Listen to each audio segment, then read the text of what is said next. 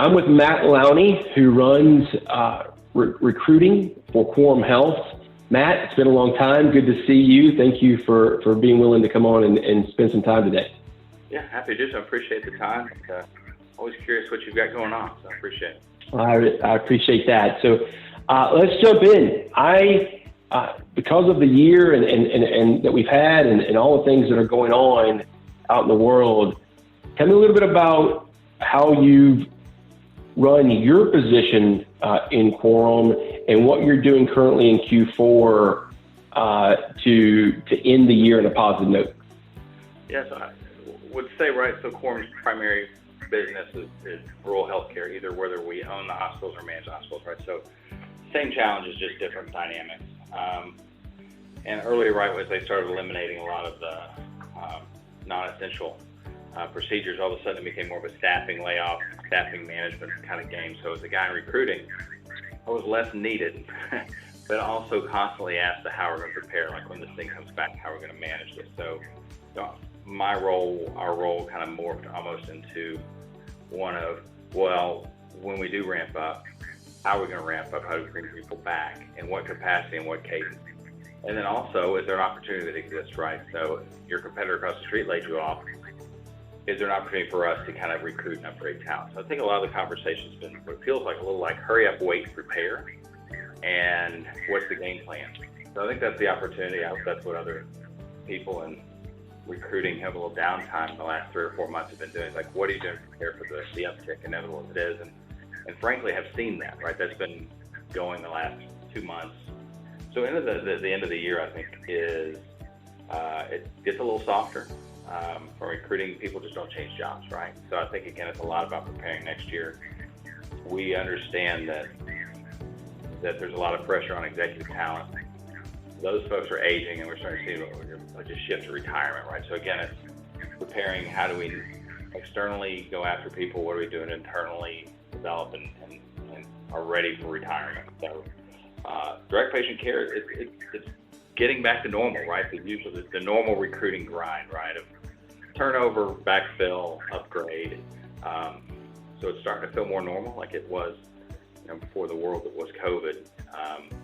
And my guess is then it's going to go full throttle beginning next year. Right? There's just pent up demand. There's pent up desire by healthcare operators. So I think the real worry in the rural healthcare space is still kind of how do we afford this thing? I don't know if telehealth, that's the blessing in COVID is that we have actually been able to deliver telehealth. We've had to, so we can. And I think that will continue to be kind of a foundational shift. So these little hospitals make sure that they can have financial models that will support that in reality. Yep. So interesting because of, as you know, my background in recruiting, you're at the point of the spear of whether a company has the talent to do what they say they can do or not. As you're talking about people beginning the process of retirement and you're backfilling with the next generation of talent through that process and really building fundamentally the platform that your company is able to do its job on. What are you seeing? How are you seeing skill sets change through that process? So I think the dynamics, right, rural healthcare is a little different, particularly critical access. They are the only hospital in town. It's not like Nashville, we've got 4 or 5 large health players. We all kind of beat on each other and kind of swap talent out. Rural is a little different. They either exist or they don't. If they don't exist, that's a whole different challenge. And so you still see an aging, right? I would say the average age of our CEOs in our hospitals is probably 60 plus. This is a generation of hospital talent that, or what I learned kind of the term corporate gypsies, right, would move from hospital to hospital, state to state. What you're starting to see from boards is, as they hire the next executive, is do they have an ancillary reason to be here? My wife's family's from here. We have a second home. We have some connectivity, loosely at least. So the idea being you'll stay. I mean, it's just been a churn and burn for the last 10, 12 years, 2-3 year spots, and it's been exhausting. And if you look at it, the top performing hospitals, just like football teams, coach stays longest. That's your kind of long-term success stories. And that's what boards want. They don't want to be in this game of a new CEO every 3 years. So it's been interesting, the conversations around, the boards have gotten smarter around asking more nuanced questions around skill sets, less about age and years of experience, and also why do you want to be here? Right? You see more and more of that, So I think that's what's felt different. How has your conversations changed due to less in-person conversations? We still have to do in person, particularly at the final. But what has changed again is think about a hiring executive at a community hospital. There's the hospital level leadership, VPs who want to interview, and then sometimes we'll do kind of an employee level panel discussions, and then sometimes even community partners will be involved. All of that we have pushed and morphed to more of a video interview kind of model. And the first time it's awkward and weird, and after that they kind of go, this is the new normal. I've been really impressed with their willingness to do it. They've absorbed this reality more quickly than I thought. And then we get to the point where instead of bringing a number of people, we're really down to a 1, maybe 2 people final interview, come on site. But even in the reality of that, it's like, hey, we have one conference room. We've even had hospitals who, in between meetings, will actually clean it, right? And so the employee, used to be you take the candidate and make the rounds on the hospital. You're seeing less of that, just kind of sensitivity of like, okay, you flew here, you're gonna go sit in a room all day long. We're gonna cycle our interviewers through to you.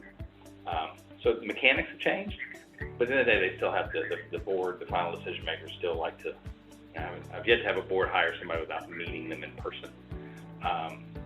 But it's a lot more efficient. I hope that's a learning lesson. Like, it's a pain to have somebody come for 3 days, position schedule, this guy all of a sudden his wife's sick so he can't come. Well, if you're a decision maker, well, what are you going to do about that? Like, it's virtual, right? You just change the phone number, you find the time of the call. So I do hope that's made this thing more efficient. I think that's what I'm hoping the learning lesson is. It's just one of, like, we can actually do it this way. On that, what are you doing from an analytics standpoint to go, is this better than it used to be, and how are we going to track that? Yeah, so the latter part of that of the conversation right now, like, how do we track that, right? I mean, our sample size is still super small, right? We have 20 hospitals that we own and 30 we manage, and we might be filling 15, 20 spots a year. So the sample size, especially on the executive side, I just don't know we have a robust data point. So I think it's still going to be gut feel after we kind of debrief 3 months from now. Like, do you feel like we were able to did we hire the right person? Did they feel good at the process? Did you feel good at the process? And it's going to be much more, I think, around kind of the qualitative feel of the process. Like, hey, it saved us money and time to do it this way. How about we do this going forward? How do you feel about that? Is there a weakness in that? So I think that'll be the, maybe even 3 months from now, because we've had 4 or 5 hires through COVID, so it's not 2 of those haven't even started yet. So I think it's just a sample size. But I want to hope quantitatively the experience was at worst the same, maybe even better, and then we kind of captured the cost. Somebody smart will figure it out. I hope we're one of those people. So. Fantastic. Matt, thank you. Thank you for joining me. This is Matt Lowney, leader of talent acquisition for Quorum Health. Thanks, John.